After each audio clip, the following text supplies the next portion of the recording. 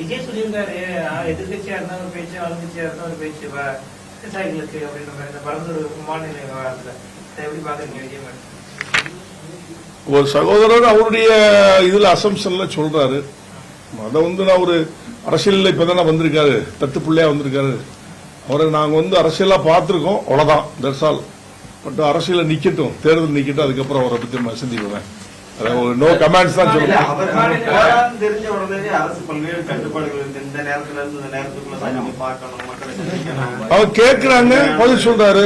அவங்க கேட்கறதுக்கு நீங்க கேட்டாலும் பதில் சொல்லுங்க. பயப்படக்கூடிய சூழல் இருக்காங்க காஞ்சிபுரத்தை. அப்ப அவங்க ஏன் பயப்படுறாங்கன்னு சொன்னீங்கன்னா, அவங்களுடைய செயல்பாடுகள் சரியில்லை. ரூலிங் பார்ட்டி அப்படிதான் அர்த்தம். அவங்களுடைய செயல்நிலைகள் சரியில்லைன்னா ஒருத்தரை பார்த்து பயப்படுறாங்க.